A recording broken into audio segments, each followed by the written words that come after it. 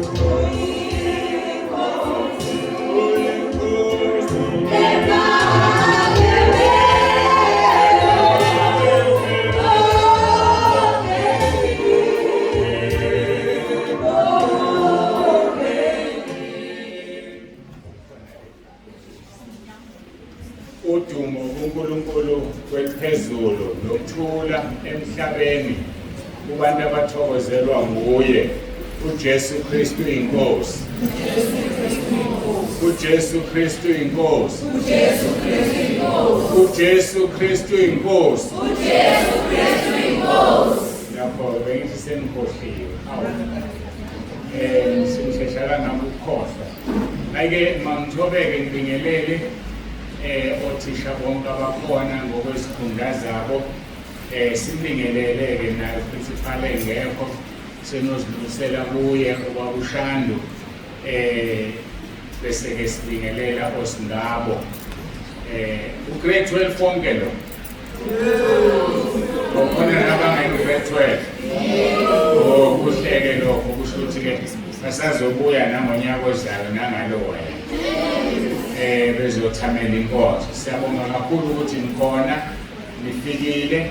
uNkulunkulu siyamkholwa uzonibusisa kakhulu ngokuthi niphase, ngoba lokho esizokukhulekela ukuthi niphase nazane naye, ngoba kusemqoka ukuthi uma usahambe emhlabeni umazi umdali wakho, understand futhi umqonde, uzazi izinto ezimthokozisayo nezinto ezingamthokozisi.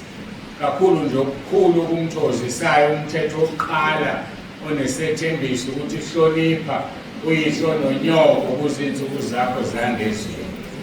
Umthetho loyo wasawunikezwa yona inkosi, nami sengiyaguga nje ngingaka ngoba ngibahloniphile abazali bami, ngabahlonipha ngaze ngaba mdala. Umama wami ushone sengimdala nje, uma ngikhuluma naye ngimkhokhozela, ngimhloniphe, ngimnike indawo yakhe. Ingakho nje sengingaka. Ngakho-ke nikhule nifunde ukuhlonipha. Sibonga-ke kakhulu ukuthi ngikhona la, angizukuchitha-ke isikhathi.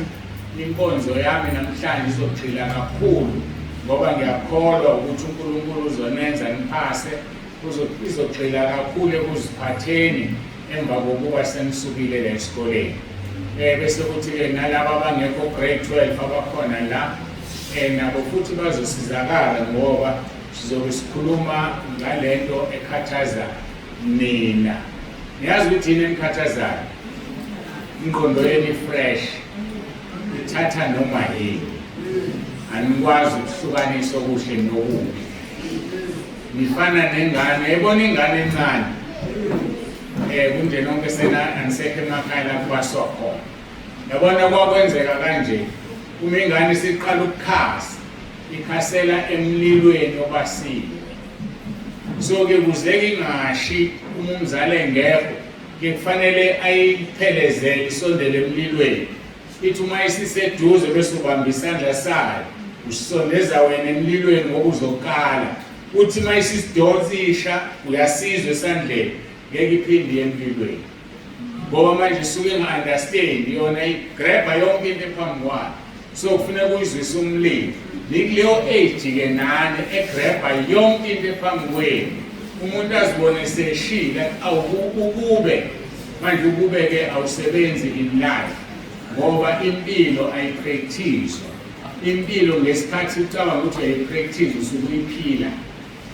Niyangizwa bazukulu? uJesu Kristu inkosi. Niyababona labo bhuti nobaba abaphuzayo.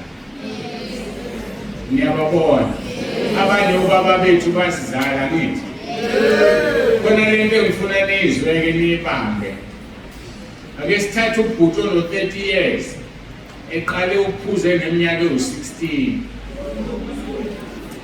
Uyaphuza azalale khona. So lo muntu uneminyaka ewu-30 kodwa kahlehle mhlawumbe iminyaka ewu-3 uma zonke lezi nsuku edakiwe ayikho.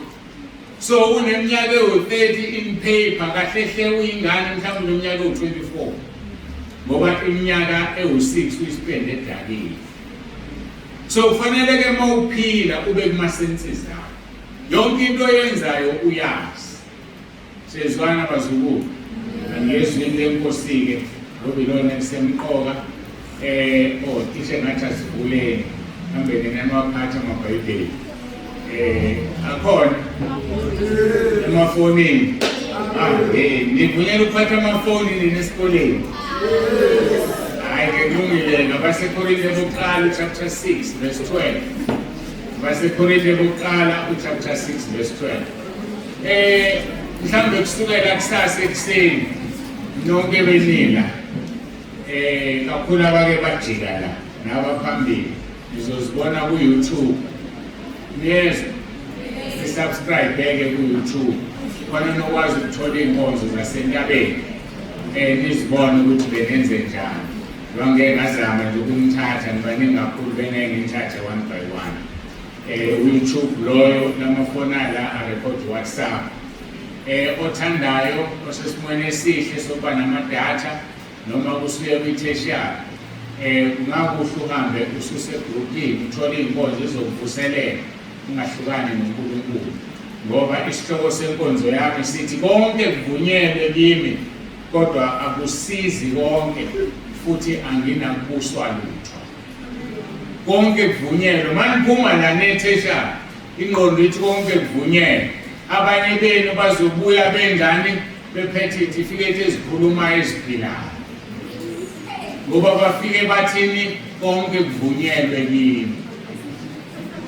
Sokhuluma ngaleyo nto-ke namhlanje mhlawumbe singakakhulumi ngicule kancane bese sithandaza. What a mighty God we serve. What a mighty God we serve. What a mighty God we serve. What a mighty God we serve. Sondeza imic bakuze abafunde leli thulo limnandi kabi. Ukhulu kangakanani uNkulunkulu esimkhonzayo. Nemfana wensimbi-ke lapho kwesandla ngenkosi yami. What a mighty God we serve. What a mighty God we serve. What a mighty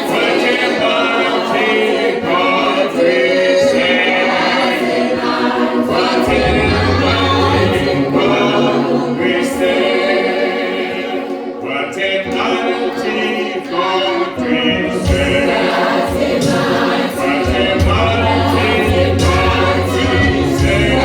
What a mighty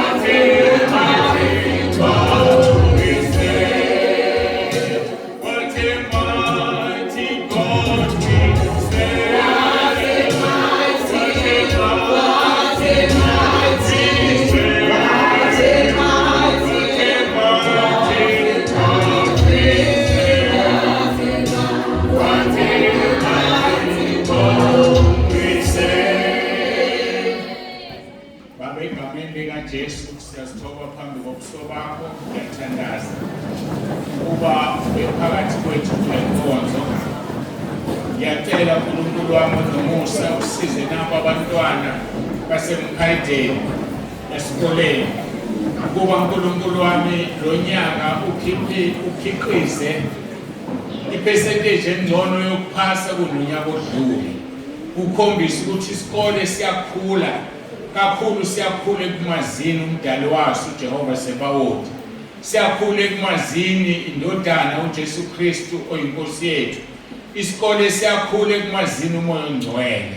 Ngiyacela ke Nkosi ube kanye nathi ngomoya wakho ongcwele kule nkonzo, ukhulume uzambule nami ngihlale ngilalele usebenzise lo mzimba, siqonde sonke ukuthi ukhuluma wena kodwa usebenzisa lo mzimba. Iba phakathi kwethu basize abantwana, basize othisha, abazali abanikezwe laba bantwana ukuba uNkulunkulu wethu sihlale entandweni yakho uJesu Kristu inkosi. Amen.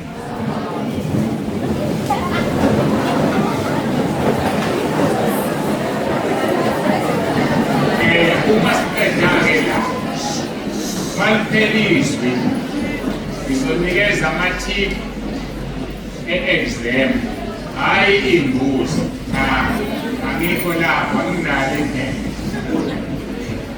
Amathiphu azokusiza kulekelele enye nje seduze ile Yesu seni-right niyangena egiyeni. Ungasabi ukuthi uJesu Kristu inkosi. Uma-ke kusesimweni sokuthi awukwazi ukusho ngomlomo, usho ngenhliziyo, ushaya imimoya amadimoni azokwenza ungaphumeleli, ungaphasi.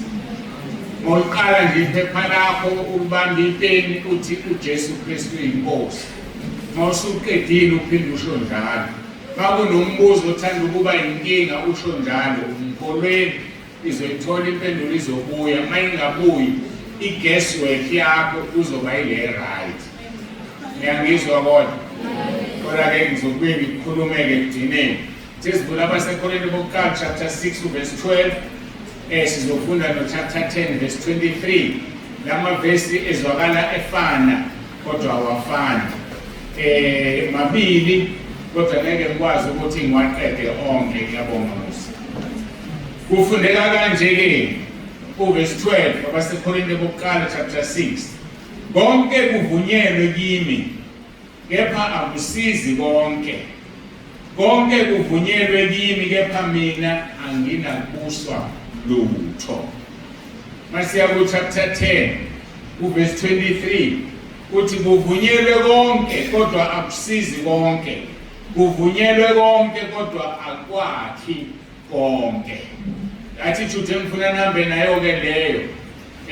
Manihambe emkhaydeni seniphasile niya eTheshiyari, wazi ukuthi konke kuvunyelwe kodwa akwakhi konke.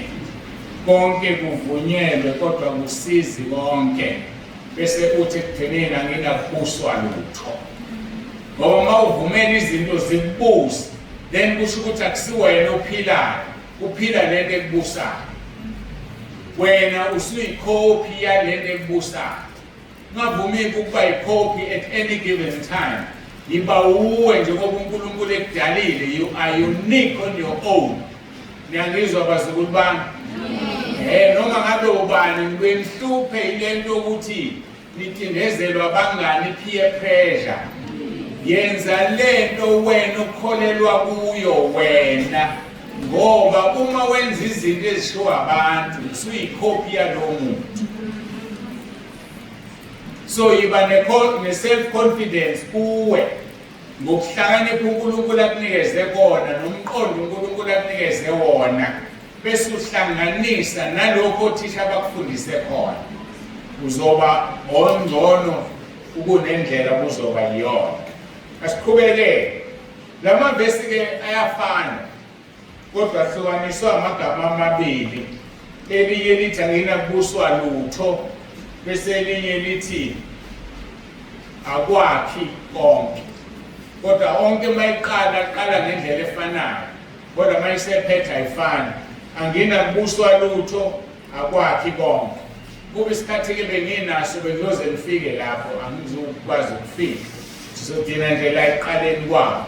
From time to time ke ngizolokhu ngithi uJesu Kristu inkosi sishaya ukubuthonga abanye benu bazolala kanti balaliswa isithe singusathana nilaliswa yini namadevil worshippers ngisaphuka kambe babuye bahamba ngithemba ngizokuthi akusho ngoba ngizothi ngophumule egcineni ngikhona uma usuyobhala nayibona lezi ingane lezi enithi manifunde eklasini zilale ngiyababona laba bangane abalalayo ngiyazi ukuthi benziwa yini balale kade bengekho ebusuku beyosebenzela usathana bayaphuma emzimbeni bayaphuma emzimbeni beyosebenzela usathana bayobhinga iy'moto bayokwenza konke ukungcola lokhu bese bebuya-ke ekuseni ngo-4:30 alali i-hour elilodwa kufanele avuka esikoleni akasakwazi ukufunda wenze njani mase kuphela unyaka uyaphasa abe athole ini kwenziwa yini lo kwenziwa yini lalelani-ke nitshela kwenziwa yini uma ungena kwi-exam room noma usulungele ukungena noma uphuma nje ekhaya ekuseni angithi niyazi ngiphatha amapeni ngamabili izinto ngambili ukuze uma kukhona engasebenzi uthathe elinye uma ufika usungena e-exam room khona laba abangani athi awungikhohlwe ipeni angitheleke ipeni ungamniki and labantu abanitsheleka amapeni yibo laba abasebenzayo ebusuku emkhathini so ngesikhathi uthathe ipeni lakho ngilaleleni ngesikhathi ethatha ipeni lakho eyobhala ngale exam udonsa ingqondo yakho uma iqedwa uphasile ubhala into angayazi kodwa uphasile ubhala ngengqondo yakho wena ivele ijame yakho ingqondo ukuthi ngoba ngiyawazi lo mbuzo ubona isikhathi sihamba udlula uthi yakomunye ayisiphele isikhathi kumele ngaphuma phandle ikhumbule wonke ama-answer athathwe i-devil worship laba abantu abalalayo manifuna ungamtsheleki ipeni lawo ngokuthatha ingqondo yakho nesezwana asidluleke siqhubeke nezwi lethu mhlawumbe ngizokukhohlwa ekudineni angikusho manje niyigade leyo nto leyo sitheke sokukusana la magama amabili atholakala kula mavesi ukuthi kuvunyelwe konke kepha akusizi konke lokhu kusifundisa indlela yokuphila ukuthi uma uphila life is about choices namanje okula ukhethile ukuthi uzela khona abangezanga la kodwa bo grade 12 akunjalo khona abangekho la bavele badoja baphuma bashona le la bethanda khona so impilo is about a choice so kuya ngokuthi ukhethe kanjani yabona njengoba uhlezi la it's a choice you did yesterday i-choice oyenzile umphumela wayo namhlanje abanye niqale nabo lapha ku grade 7 abekho la babhema insangu baphuza utshwala abekho la nikhona ukhetha kwabo nabo so ulala ukhona ngoba ukhethile so impilo iwukhetha ingakho-ke lithi lelizwi konke kuvunyelwe kimi kodwa akusizi wonke konke kuvunyelwe kimi kodwa kwakhi konke so you have to choose between life and death you have to choose ukuthi ufuna ikusasa elinjani ngiyambona umbulali ekhila mayiqeda ukubulala umuntu uyabaleka akazi ukuthi ubalekela nayo yeka khona ukubaleka ehamba unalokubona iveni yamaphoyisa aqashe kanti unesazela acabanga ukuthi afuna yena kanti awazi nakwazi ukuthi ungumbulali impilo ayikhethile impilo yokubaleka ngoba ebulala umuntu so ke uyothi mayesegcina ejele i-decision ayithatha the day ebulala usekuphi manje usejele impilo yakhe imile so ke impilo iya ngokuthi ukhethe kanjani mawukhumbula ngithe ekuqaleni ingqondo yenu ayikwazi ukukhetha nithatha noma yini ingakho nisetshenziswa ngokuthi nifunde ngoba uma ufunde kahle ingqondo yakho izokubamba konke ukhona nabanifundisa izinto ezingalungile ingqondo futhi ikubambe. Khetha-ke wena ukuthi yini uyifunza ingqondo yakho. Niyangizwa? Ingqondo iyafunzwa. Ingqondo ifunzwa ngemlomo ewu-2. Yayazi imlomo yengqondo? Awuyisho. Yazi indlebe nani? Good girls. Indlebe namehlo. So into oyibukayo uyifida ingqondo yakho. Into oyilalela ekhulunywa ufida ingqondo yakho. So kusasa wena uzobusuyicabanga lento. Into iqala ngomcabango. Uma uqeda ukuyicabanga then bese uyayikhuluma. Ngesikhathi ujwayele ukuyikhuluma uzobe usuyayenza. Ngesikhathi ujwayele ukuyenza iba yihabit kuwe. Ngesikhathi siyinjwayezi siyihabit, it becomes your character. Once yaba yi-character, your character is your destination. And akulula ukushintsha i-character. Lento ibiyaqala ingenephi endlebeni noma uyibuke ngamehlo. So qaphela ukuthi ubukani, qaphela ukuthi ulalelani, ungalaleli noma yini ngoba you are spoiling your own mind. Siyahambisana? Ingakho-ke ngithi kuvunyelwe konke kodwa kwakhi konke. Today is the future you decided upon yesterday. Inamhlanje liyikusasa olikhethile izolo. Izinqumo ezithatha namhlanje qaphela uzobhekana nazo kusasa. Mazizimbi zizokwenza impilo yakho ibe buhlungu, mazizinhle zizokwenza ujabule. Ngakho-ke kufanele wazi ukuthi kuvunyelwe konke kepha kusizi konke. Njengamanje-ke to 8 ingqondo yakho ibamba konke okuhle nokubi, ayikwazi ukukhetha. Ukuze ukwazi ukukhetha khona izinto okufanele uzazi ngawe ukuze ukwazi ukukhetha. uJesu Kristu inkosi. uJesu Kristu inkosi. uJesu Kristu inkosi. Angithi emabandleni ethu siphuma kuwona sekushonile. Khona la kuthiwa khona amen. Kuthiwe haleluya. Angithi? Nami amen wami haleluya wami lo ngathi uJesu Kristu inkosi. So from time to time ngizowusho. Ngitheke kufanele uzazi uziqonde ukuthi ubani wakheke kanjani komzokwazi ukuhlukanisa okuhle nokubi.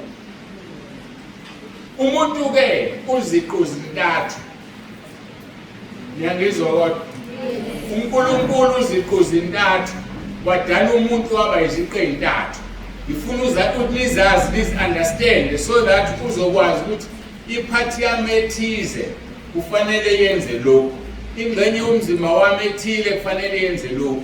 Ngoba umuntu uziqu zintathu. Sifuze umdali wethu sidalele saba iziqu naye iziqu zintathu. uNkulunkulu Baba, uNkulunkulu Indodana uJesu Kristu noNkulunkulu Umoya Omngcwele. Izwi-ke lisitshelayo ukuthi umuntu uziqu zintathu abaseThesalonika bokuqala chapter 5 verse 23-24 lithi kepha uNkulunkulu wokuthula yena uqobo makangcwelise ngokupheleleyo. Lalela-ke manje ulondolozwe umoya wenu, ulondolozwe umphefumulo wenu, ulondolozwe nomzimba. Umuntu umoya, umuntu umphefumulo, umuntu umzimba. Umoya nomphefumulo izinto ezingafani lezo. Niyangizwa kodwa? Ilalele lento ngoba izokusiza impilo yakho yonke ukuyi-understand uyazi. Ngoba impilo oyiphilayo ukuthi uyiphila ungayazi. Ngisho ususebenza kuyo-aplaya kuwe lokho ngoba kuyiqinise kuwe uhlukene kathathu. Umoya, umphefumulo nomzimba. Lithi-ke lelizwi kepha uNkulunkulu wokuthula yena uqobo makangcwelise ngokupheleleyo kulondoloza umoya wenu wonke nomphefumulo nomzimba kungabi nacala ekufikeni kwenkosi yethu uJesu Kristu. Uthembekile onibizayo uyakukwenza futhi. So abantu abaningi-ke bebethi uNkulunkulu ufuna inhliziyo akanandaba nomzimba. Kodwa lelizwi namhlanje lithi umzimba ungabi necala phambi kaNkulunkulu, umphefumulo ungabi necala phambi kaNkulunkulu, nomoya ungabi necala phambi kaNkulunkulu. lezi zinto zentathu owakhiwe ngazo mazingabi necala phambi kaNkulunkulu. uJesu Kristu inkosi, uJesu Kristu inkosi, uJesu Kristu inkosi. Sizoqala-ke ngichaze umphefumulo ukuthi yini umphefumulo. Uma ufunda uGenesis chapter 2 verse 7, iBhayibheli lithi uJehova uNkulunkulu wambumba umuntu ngomhlabathi, waphefumulela emakhaleni akhe umoya wokuphila. Kanjalo umuntu waba umphefumulo ophilayo. Siphinde le process. uNkulunkulu ufike wambumba umuntu ngomhlabathi.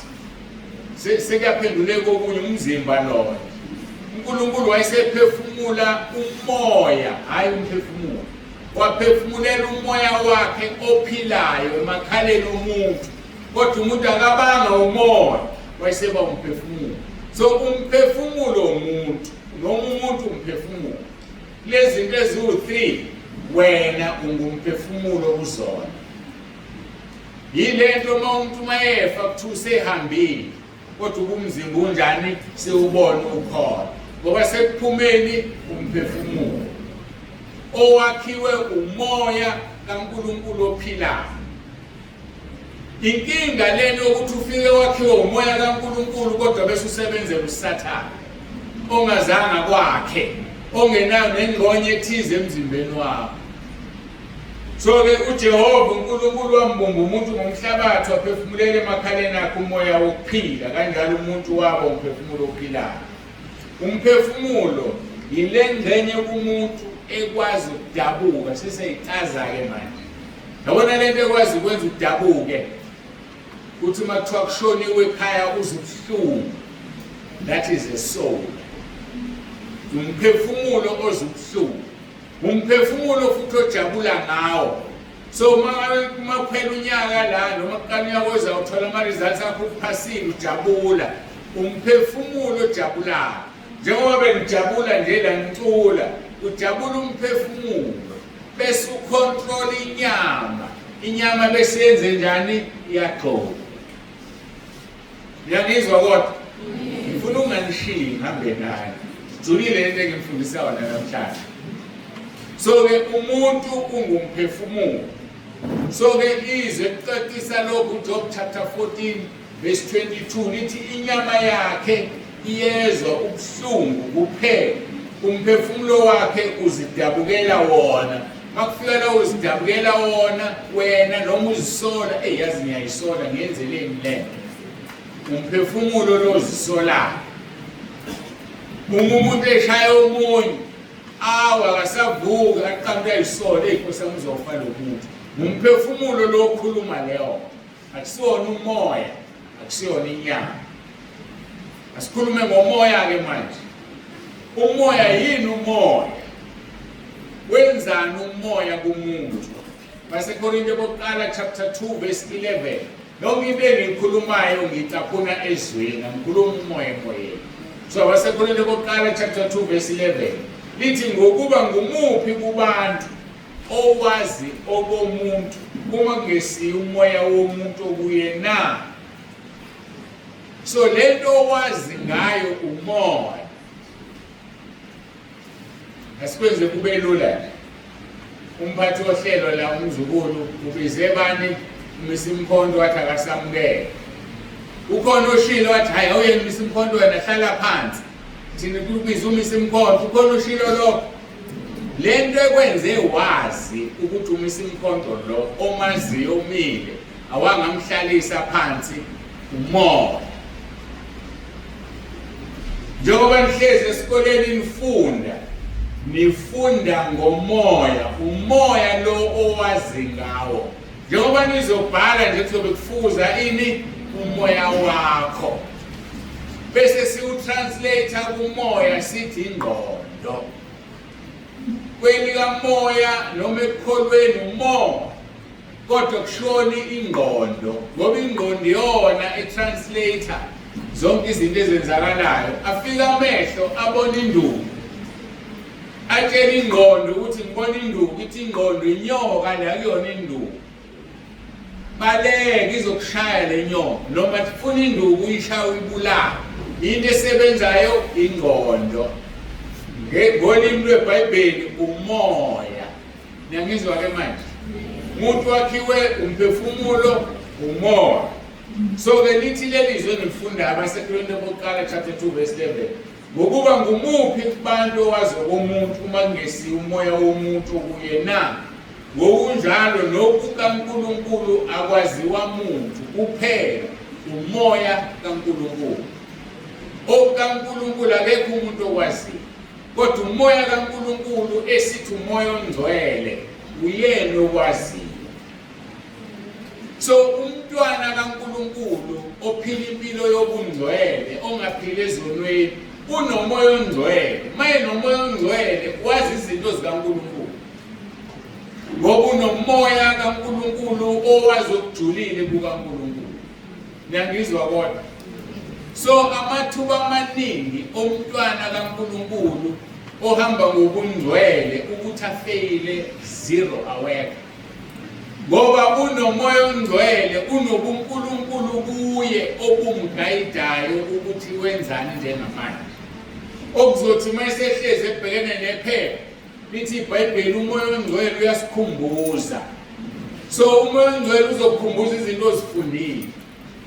Awukwazi ukukhumbuza into ongayazi. That is why othisha bebenitshela belifundisa bethi fundani nasemakhaya. Ngoba umoya ongcwele wenza umsebenzi oluthi uma usubhala enze njani akukhumbuze. Kodwa uma uphila nje uyiphilela wenza umathanda ungakholwa wena ungazani noJesu umoya ongcwele umoya kaJesu then uzoba nenkinga ngoba unaye lo muntu okuwo ozokukhumbuza. Niyangizwa kodwa? So udinga ukuthi wena ezumphefumulo ube nomoya kaNkulunkulu. Ngoba uma ungenayo umoya kaNkulunkulu nomoya kaSathane, it's either of the two. So unomoya kaSathane kuthi hlezi wenzeke lutho nje wesukelele ingane ithuwe ngenhlamba. Umoya kaSathane lo. Ayithi nabazi laba abanevulgar language abakhuluma noma yini noma kanjani. Banomoya kumuntu nje noma ubani umphefumulo umzimba umoya depend ukuthi umoya okuyena okabani. Sibona ngezithelo zakhe ngezinto azenzayo ukuthi lo moya ungokabani. So ke balekelana nokuoccupy umoya kaSathane ngoba uzokufaka ehlathini uphaphama esibhobheni kusasa. Uzokwenza izinto ezingafanele. Kuzothi makufika lapha esikoleni makusuka iteleka isuswa yilo. Awuyazi ukuthi ninike lo thini. Nibone uyalana ntsonsa kutelekwa la. Yabona abantu abakhonza ukuteleka ukumelana nothisha. Ilabo abantu abahlulwa ama-test. Ilabo abantu abangaphasi. Bese niyabasupporta ke nyana. Niyazi inkinga labantu abangaphasile. Ba-occupywe bavumela umoya kaSathane. So wena unamaphupho akho la uyafunda mhlawumbe ufuna ukuba udoctor. Yena usevele wazwriter off athi ngeke mina udokotela. Abesephazamisa laba abahlakaniphile abafuna ukuba udokotela aphazamisa amaphupho enu. That is why ngithe funda ukuzimela ungabi ikhophi yomunye umuntu. Ungavumeli kube khona i-peer pressure phezulu kwakho. uJesu Kristu inkosi. uJesu Kristu inkosi. Ngizwa kahle bazukulu bami. Sisakhuluma ke ngani ngomoya. Ngithe ngokuba ngumuphi kubantu wazoba umuntu mangesi umoya womuntu okuyena. Ngokunjalo nokaNkulunkulu akwaziwa umuntu kuphela umoya kaNkulunkulu. Verse 12. Kepha thina samukeliswanga umoya wezwe kodwa umoya ovela kuNkulunkulu ukuze sikwazi esiphiwe uNkulunkulu ngomusa. Uma uzazi izinto eziphiwe uNkulunkulu ngomusa ingoba unomoya kaNkulunkulu. Bangani niyazi ukuthi le mzimba yenu iyithempeli kaMoya Ongcwele. Ma uyithempeli kaMoya Ongcwele ukwazi lokho ngomoya ungumusa ukuthi nikezwe ithempeli kaMoya Ongcwele. So kukanjani ithempeli likaMoya Ongcwele? Mfana ntombazana uvume libanjwe omunye walapha. Sekubambile umfana ubamba ithempeli likaMoya Ongcwele. Ku-wrong lokho, zazi ukuthi wena wakhiwe ngokujulileyo kukaNkulunkulu. uNkulunkulu ubeka izinto zakhe kuwe ezizokusiza kusasa, but ubhizi uyazilimaza manje, uyaspoila lezi zinto. So akube yilo naloyo azi ukuthi ithempeli likaMoya Ongcwele. Njengoba sengizobhala nje ngiyamdinga lo Moya Ongcwele, athi ngiyamfuna nikhumbuze. Uzokukhumbuza kanjani usuwamxosha wena? Uhamba ubanjwa amantombazana, uhamba ubanjwa abafana, ngathi usuwamxosha uMoya Ongcwele, akasekho. Mhlawumbe umfana nje uyaphenda, uyamane insango. Uzokukhumbuza kanjani? Akusizi konke. Yebo kuvunyelwe konke kodwa akusizi konke. Futhi akwakhi konke. Ngakho ungavumi ukubuswa inoma yini engalungile empilweni yakho. Ngokuba ngubani owake wazi umqondo wenkosi kuba ngaze ayifundise na ke bathina sinomqondo wenkosi. Sinomqondo kaJesu ngoba sinoMoya Ongcwele. So umuntu okhonza uNkulunkulu ehamba ngobungcwele unomqondo kaJesu. Siye kuzwini lesithathu umzimba. Umuntu ungumzimba. EkaJakobe chapter 2 verse 26 lithi ngokuba njengalokhu umzimba ngaphandle komoya ufile, kanjalo nokukholwa ngaphandle kwemisebenzi ufile. Umzimba uphila only makunomoya. Umoya usuphumile, umzimba awukwazi ukuphila. Ngaphandle komoya umzimba ufile. So umzimba uyibhokisi lokugcina umphefumulo nomoya. Umsebenzi womzimba lo. And umzimba nomoya nomphefumulo kwenza izwi lakhulunywa uNkulunkulu. Umuntu udalwa wena, uNkulunkulu waphefumulela umoya wakho ophila kuwe, waba umphefumulo ophilayo. Ngeke uphume lo mphefumulo ngaphandle kokuthi kufanele uphume ngokusuka kumnikazi wawo, sekufa umzimba. Uwe phela kunjalo. Ngabe uke uthi mawugula kusekhaya ubambekile, athi mfowethu ayivele uzongena kulo mzimba wami, uhambe esikoleni uzolala mina ngigule kulo mzimba wakho. Kuyashintshwana? Hayi ngathi angizwe. Lengizwe. Kuyashintshwana? So akushintshwana ngoba uNkulunkulu ukudalile, ngeke uphume kulo mzimba. Uyophuma ngosuku uyophuma sufa lo mzimba usuhamba phambi kaNkulunkulu. So into emiso uNkulunkulu. And incane mawusuyibheka fanele ngabe kulula nje ukushintshana nemizimba. Ngoba umphefumulo yini umoya. Kodwa ngeke uphume umphefumulo engavumanga uNkulunkulu. So ke umzimba uyibhokisi eliphatha lezi zinto zombili. Bengikhuluma ke ngokuthi ukuphila kungukukhetha bese uthatha izinqumo. So izinqumo uzithatha ngani? Ngomoya. Uzithatha ngomqondo. Kufanele ube nomqondo ohluzekile, umqondo ophusile ukuze ukwazi ukuthatha izinqumo. Umqondo undiluted. Ungadli iziyobisi, ama-drugs nanoma yinenye, ngoba kulimaza ingqondo ebisingakwazi ukuperform umsebenzi wayo. Bese uthatha izinqumo ezi-wrong. Umuzi umuntu okade edakiwe ngayizolo mhlawumbe wakuthuka. Umtshela ungithukile izolo uyaphinda ngikaze ngithuke mina. Why? Wenze into ingqondo idilutekile. Ingqondo ilimele. So hlonipha ingqondo yakho uyiphathe kahle. Udle kahle, ulale kahle isikhathi esifanele, ufunde kahle, usave ingqondo yakho. Ngoba iyona orely kuyona ngokuthatha izinqumo ozithathayo. uJesu Kristu inkosi. Jesu Kristu inkosi. Kulezi zinto ezintathu ingxenye enamandla yifi banothanda ukungena. Yiphi ingxenye enamandla kulezi zinto eziwu-3? Angizwanga ke? Umoya. So it's very important ukuthi wazi ukuthi umuphi umoya obusayo. Umoya onamandla bese kulandela umzimba. Umphefumulo is the weakest part of your body. Umphefumulo ngoba ukontrolo inyama ngelinye ilanga, kontrolo umoya ngelinye ilanga. Umphefumulo nje ayikho indaba yawo. Udonswa isandla nje somoya noma senyama. Niyizwa lona? Mawufunda abaseGalatia chapter 5 verse 16 lithi kepha ngithi hambani ngomoya khona niyokufeza izinganuko zenyama. All you need to do kuba kumoya. Uma ukumoya ngokukholwa ngeke uzenze inganuko zenyama. So usho ukuthi umoya onamandla phezulu kwalezinto eziwuthupha. So ukuba kumoya ukuthola ngokuba kuJesu. Uma ukuKristu uJesu uba isidalwa esisha. Konke okwaqala kuyadlula bese kuvela okusha. So kubizwa ukuthi ube kuKristu Jesu ukuze ube nomoya ozohlula inyama bese uphumelelisa umphefumulo. Hambani ngomoya khona niyokufeza izinganuko zenyama. Umphefumulo uhlulwa yilethule ukuze uthathe izinqumo ezinhle neziphusile empilweni. Bethela inyama yakho, iyabethela inyama ngoba kwabethela uJesu esiphambanweni. Ngibethela kanjani inyama? Ngokuthi ube umntwana noma ingane ezikhuzayo. Uhlambile kwamngani wakho, nansi ifoni, usebenzile usaphumile. Ithe into okwethatha le phone awuzubonwa umuntu, but uzofunda ukuzikhuza ukuthi ngeke ngiyithathe ifoni yakho.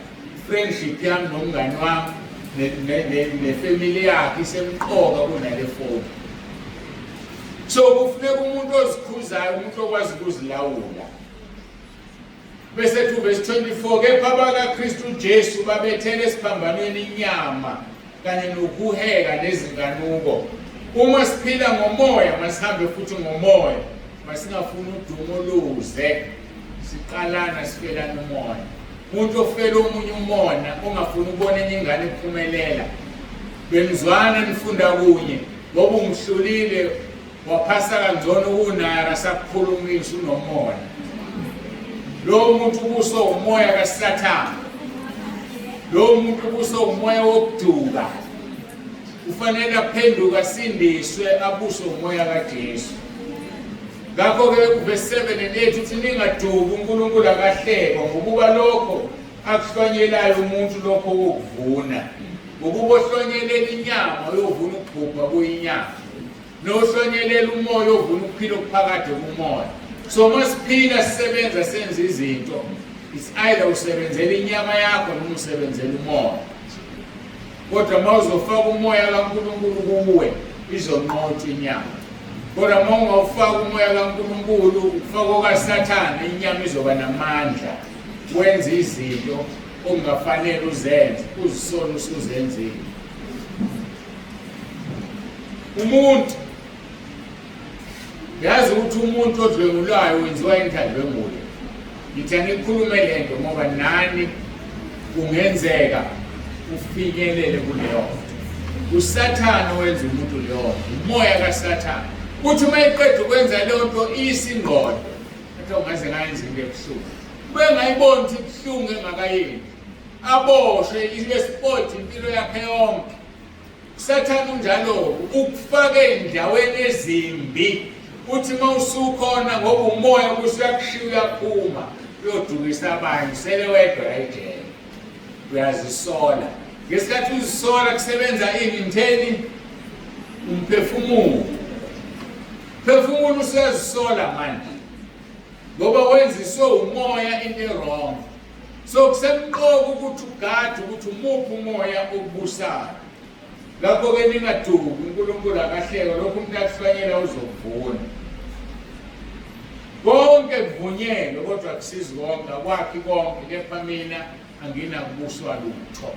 Ungavumi kube nento ebusayo. Zibuse wena. Izithi izakha sengiphetha ngeverse lokugcina. There is a way that seems right to a man, but in the end it leads to death.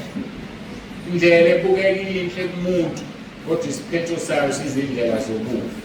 uJesu Kristu inkosi. uJesu Kristu inkosi. uJesu Kristu inkosi. Sengiqedile-ke intshumayelo sengizomtshela ukuprepare for i-exam only 10 points bese-ke siyathandaza ngimthandazeleke nonke. Soqala sithandaze sonke abaseRoma 10 verse 9 bese ngiyamkhulekela-ke izobe isiphelile inkonzo. Zilaleleke lezi zinto. Preparing for exams. Number 1, practice on past exam papers. Yiko ngithi okuningi isikhathi asisekho ngoba sekusele usuku olulodwa la kusasa bese ngiyabhala. Kodwa-ke ubambe uma ukwazi ukubamba mawudinga noma nje wayona yonke le nkonzo uyibone ukuthi izoba profitable kuwe in future. Abanye benu bane-WhatsApp nithinte othisha esikhonza nabo la niyabazi niyazi banitshela ukuthi ningayithola kanjani lezi nkonzo zingene ku-WhatsApp page noma le nkonzo nalamathiphu khona uzohlala azoba impilo konishisa useteshana. Number 2, take regular breaks and get some exercise. Umuntu adisha thatha ama-breaks ungavele uprosnite ingqondo iyakhathala udinga ukuthi uyafaka kanti usukhipho-ke kukhona. Ingqondo ngithe kufanele uyiphathe kahle uyihloniphe ngoba iyona control umzimba wakho. Use mind maps to unleash your brain's creativity and potential. Use mind maps. Imap yabona imap lo. So ingqondo yomuntu inani ine-map. Mhlezi nonke la imap yengqondo ayifani. Understand ingqondo yakho ne-map yayo. Ake ngikhulume ngale number ngiyalinganisa. Ngifuna ni-understand ukuthi uma ngithi map. Le number ngizoyisho. I-072 747 1533. Niyayizwa?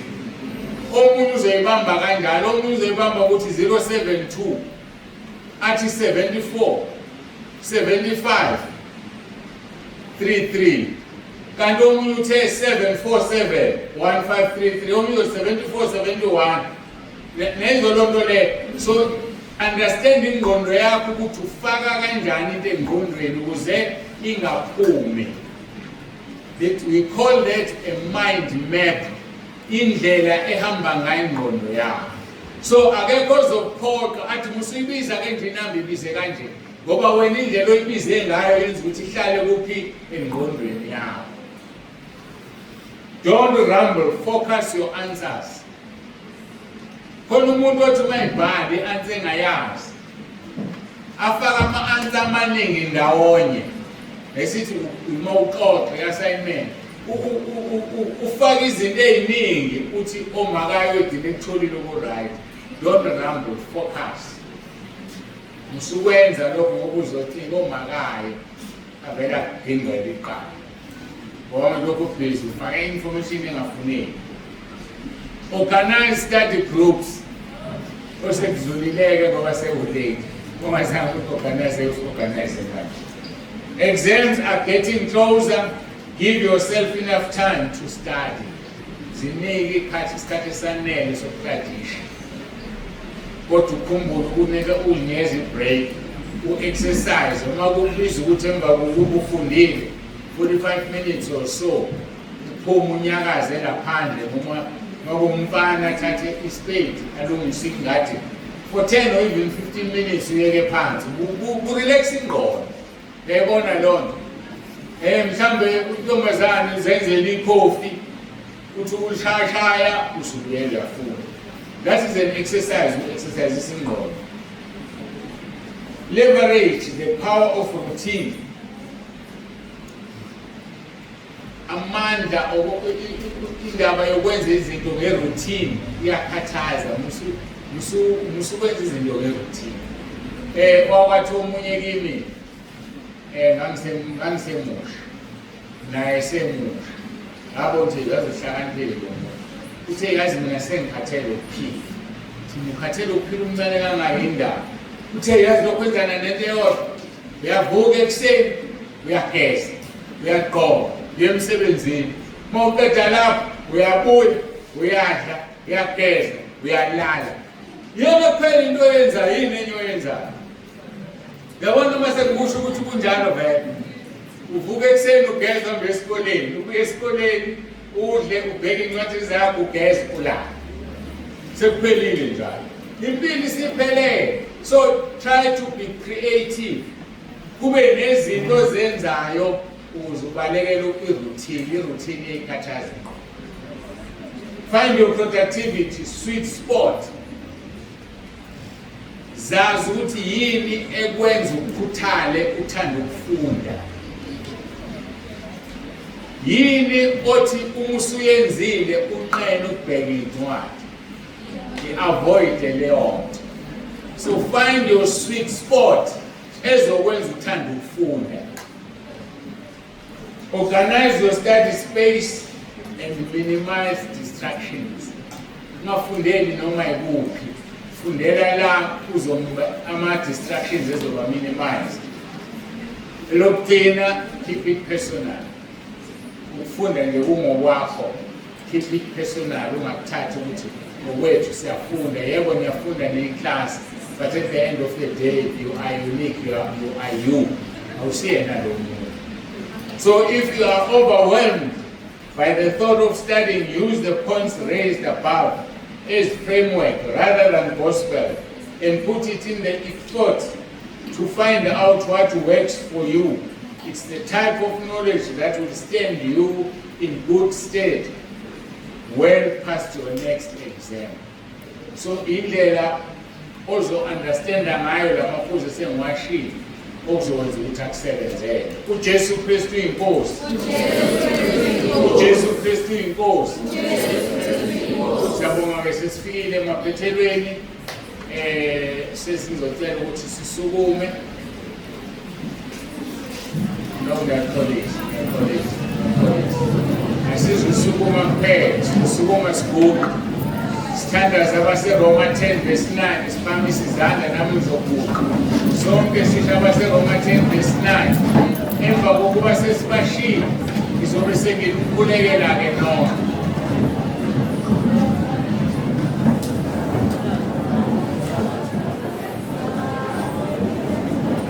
Asiguqeni sibambise izandla, sikhuleke. Ongathandi ukuguqa vele ngeke simphoqe, mhlawumbe akaphume ukuze kube lula nje. Ongathandi ukuguqa akaphume. Asikhulekeni. Nkosi Jesu, ngiyavuma ngomlomo wami ukuthi uyinkosi. Ngiyakholwa enhlizweni yami ukuthi uNkulunkulu wakuvusa Nkosi Jesu kwabafileyo. Ngiyakhuleka egameni lakho Nkosi Jesu ukuba ungisindise. Usathana ngimfuni, amadimoni angiwafuni. Ngiyacela Nkosi Jesu uphathe impilo yami, ungilondoloze ekubhaleni kwami,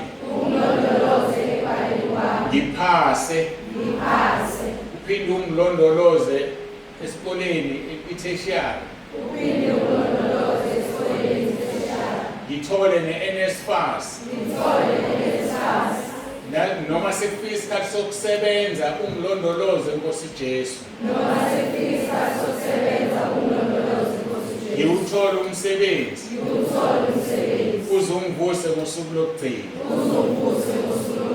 Ngiyabonga egameni lakho Nkosi Jesu. Amen. Ngithandazeke izandla zakho zisaphakeme. Baba, egameni likaJesu ophilayo, naba abantwana ngiyakuthandaza Nkosi ukuba ubasize ubelane nabo. Sonke sesikhulekile abaseRoma 10 verse 10 wakhona uthe uma umuntu evume ngomlomo uyasindisa, ukholwa ngenhliziyo kube ngokulunga. Ngiyathandaza Nkosi ubasize laba bantwana ekubhaleni kwabo kwalonyaka. Basize Nkosi, siyazi ukuthi akuyena ugrade 12 yedwa, nabanye bamaklasi angaphansi kwalokho basize bonke abakhulekile uRoma 10 verse 9 babonakale ngophawu, ngoba iwona umkhuleko Nkosi othe asokuvuma ngawo. Sesikuvumileke Nkosi, sicela wena uwenze umsebenzi, ngoba wena wedwa othethelela izono zethu, wena wedwa lapha izifo zethu, uzusiqhelise ngomusa nangobele. Athi verse 5 weHubo 103 usuthisa ukulangazela komuntu ngobuhle. Suthisa-ke laba bantwana Nkosi ngalokho abakulangazelelayo. Suthise nothisha babo ngokulangazela kwabo ukuthi izingane ziphase. Basebenzile othisha unyaka wonke. Sebelindele imiphumela ezinganeni. Babusise Nkosi labothisha bonke. Busise uthisha omkhulu wesikole. Ubusise Nkosi isikole uqobo lwaso. Busiseke Nkosi bonke abafundi labakhona nabangekho bakhule kwazini bazane nawe njengenkosi enguJesu Kristu. Siyabonga ke Nkosi sithembisile ukuthi esicelayo isikholo uzosenzela. Siyabonga Nkosi ngoba siyazi ukuthi percentage izokhula kuya last year. Siyabonga Nkosi ngoba siyazi ukuthi bazophasa abantwana. Qhubeka kubalekelele emfundweni elandelayo. Phinde ubalekelele sekufika isikhathi sokusebenza nesikhathi sokuphila. Kuze kube usuku Nkosi esidlula ngawo lo mhlaba. Sinikele ukuphila kwethu kuwe ngesivumo esithi uJesu Kristu inkosi. uJesu Kristu inkosi. Amen.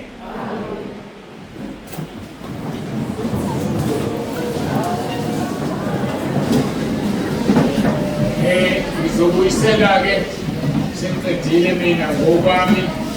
Ngizobuyisela ku isimkonto. Noma ngizobuyisela.